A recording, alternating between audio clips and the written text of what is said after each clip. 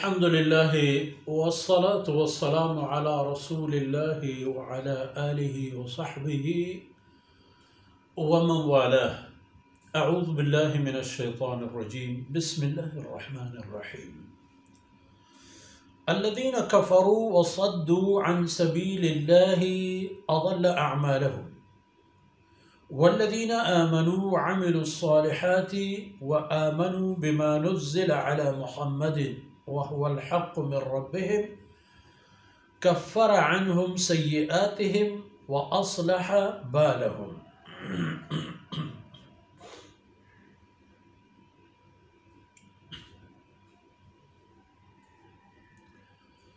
سبحانك لا علم لنا إلا ما علمتنا إنك أنت العليم الحكيم. رب اشرح لي صدري ويسر لي أمري واحلل عقدة من لساني يفقه قولي واجعل لي وزيرا من أهلي رب زدني علما وارزقني فهما ثم أما بعد. گرامی قدر بھائیوں، بہنوں اور پیارے بچوں، ہم اپنے سفر میں سورہ محمد تک پہنچ چکے ہیں۔ یہ سورہ منسوب ہے جناب محمد رسول اللہ صلی اللہ علیہ وسلم کی اسم گرامی کے ساتھ، اور سبب یہ ہے کہ دوسری آیت میں جناب رسول اللہ صلی اللہ علیہ وسلم کا اسم گرامی بھی ذکر ہے۔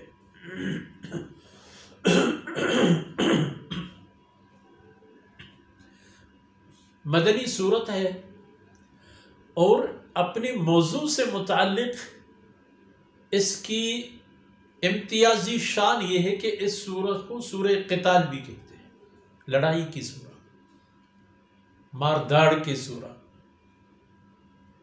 قتال اس لڑائی کو کہتے ہیں کہ جس میں دونوں طرف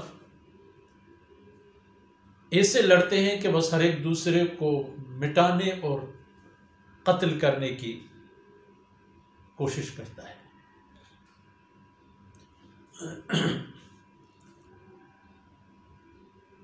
دو طبقات ہیں انسان کی، کچھ وہ لوگ جنہوں نے آن حضرت صلی اللہ علیہ وسلم پر ایمان لایا، کچھ وہ لوگ جو آن حضرت صلی اللہ علیہ وسلم سے اس لیے لڑتے رہے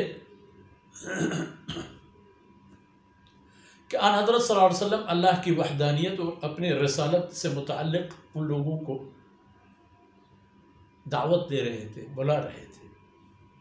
تو دونوں کی باتیں اور کیفیات بیان ہیں۔ الذین کفروا وصدوا عن سبیل اللہ، جن لوگوں نے ایمان کے بجائے کفر کا راستہ انتخاب کیا اور اس کے آغاز کرنے والے مشرکین مکہ تھے۔ آپ صلی اللہ علیہ وسلم کی بعثت وہیں ہوئی، آپ صلی اللہ علیہ وسلم کی دعوت کا آغاز اور 0 پوائنٹ وہیں سے تھا۔ جناب رسول اللہ صلی اللہ علیہ وسلم ایک عمر، لمبی عمر، طویل زندگی ان کے اندر رہ کر بہترین نام اور شان اور اعزاز اور اکرام کے مالک تھے۔ وادی مکہ اور قریش میں آن حضرت صلی اللہ علیہ وسلم کی مانند روح کی تھی، روح، پورے معاشرے کی روح تھے آپ صلی اللہ علیہ وسلم، نبوت سے پہلے۔ الصادق والامین کہنے والے لوگ یہی تھے جنہوں نے آن حضرت صلی اللہ علیہ وسلم کو صادق و امین کہا تھا، اور صادق و امین کہنا کوئی معمولی بات نہیں تھی اس درندہ معاشرے میں۔ آپ صلی اللہ علیہ وسلم میں اللہ رب العزت نے یہ کمالات اور یہ صلاحیتیں رکھی ہیں۔ تو جن لوگوں نے کفر اختیار کی، وصدوا عن سبیل اللہ، اور لوگوں کو بھی اللہ کے راستے کی طرف جانے سے روک لیا انہوں نے، چاہے ہجرت سے پہلے یہ کام مشرکین مکہ کیا کرتے تھے اور صنادید قریش، قریشی نواب زادگان اور میر و معتبر حضرات، اور ہجرت کے بعد بھی یہ کام یہی لوگ کیا کرتے تھے۔ البتہ اس کے بعد ان کو اور بھی ساتھی مل گئے، آن حضرت صلی اللہ علیہ وسلم کی مدینہ طیبہ تشریف آوری کے بعد ان کو منافقین کی صورت میں ایک لشکر مل گیا، ان کو یہودیوں کی صورت میں بہت زبردست مشاور مل گئے، ساتھی مل گئے، ترغیب دینے والے مل گئے، لیکن فرمایا الذین کفروا وصدوا عن سبیل اللہ اضل اعمالهم، انہوں نے جو کچھ کیا تھا وہ سب اللہ پاک نے ناکارہ کر دیا۔ اصل میں یہ لوگ اپنے آپ کو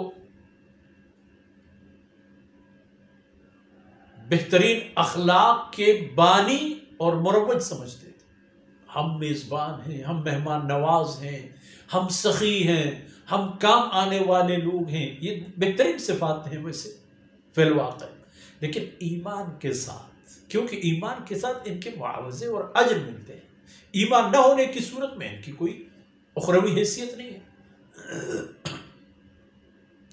اضل اعمالهم، جو کچھ نیکیاں انہوں نے کی تھی اسلام سے پہلے، اسلام کے اعلان آمد سے پہلے، جو کچھ یہ کر لیا کرتے تھے، حجاج کرام کی خدمت، ضعفاء و مساکین کی خدمت، اضل کوئی بھی عمل قیامت کے دن ان کے کام نہیں آئے گا، سارے ناکارہ ہو جائیں گے۔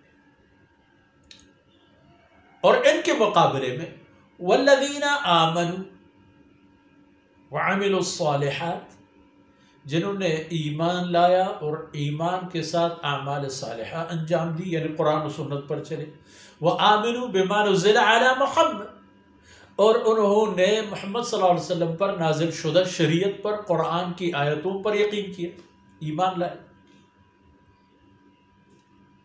اور حالانکہ جن لوگوں نے ایمان نہیں لایا ان کو بھی پتہ چلنا چاہیے کہ وَهُوَ الْحَقِّ، محمد صلی اللہ علیہ وسلم جو کچھ فرمایا کرتے تھے، جو کچھ فرماتے ہیں آپ لوگوں کو، وہ حق ہے، اپنی طرف سے نہیں، ثبوت ہے، دلیل اور حجت ہے، اندر جاؤ تو پتہ چلے گا کہ کتنی خیر کی باتیں ہیں تمہارے لیے۔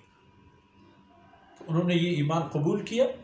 ان کے مقابلے میں اگر دیکھا جائے کفر عنہم سیئات، کفر عنہم سیئاتہم، اللہ رب العزت نے ان کی پچھلی تمام کوتاہیوں اور کمیوں اور خابیوں اور گناہوں کو ختم کر دیا۔ گویا کہ دو جو ٹولیاں بن گئی، دو جماعتیں جو بن گئی، ان میں کفر کا انتخاب کرنے والے لوگ، اسلام کے سامنے کڑے ہونے والے لوگ، اللہ کی طرف لوگوں کو نہ جانے دینے والے لوگ، ان کی حالت یہی ہو گئی کہ ان کی نیکیاں ضائع ہو گئی، ان کو آخرت میں ان کی نیکیاں کام نہیں آئیں گی۔ اور جنہوں نے ایمان قبول کیا، ان کی برائیاں اللہ رب العزت نے ختم کر دی، قیامت کے دن ان کی برائیاں ان کو پریشانی میں مبتلا نہیں کر سکیں گی۔ جو کچھ کوتاہیاں ہو چکی ہیں اللہ رب العزت سب سے درگزر فرمائیں گے۔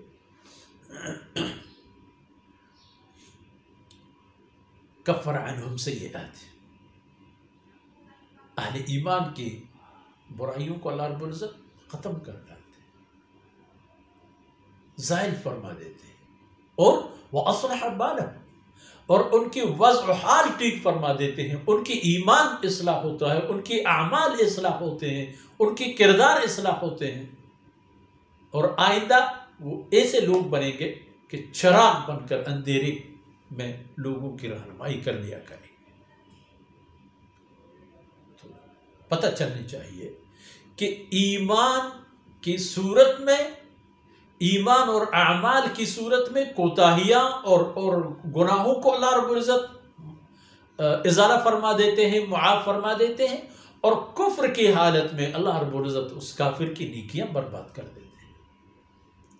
اور نیکیوں اور گناہوں کے اصل کام آنے کی جگہ آخرت ہے، اور یہ سب کچھ آخرت میں ہوگا۔ باقی دنیا میں جو کوئی بھی انسان خیر کا کام کر لیتا ہے، دنیا میں تو اس کا ہاتھ بھی پکڑ لیتا ہے اس کی نیکی، حتیٰ کہ یہ کفار جو نیکیاں کرتے ہیں،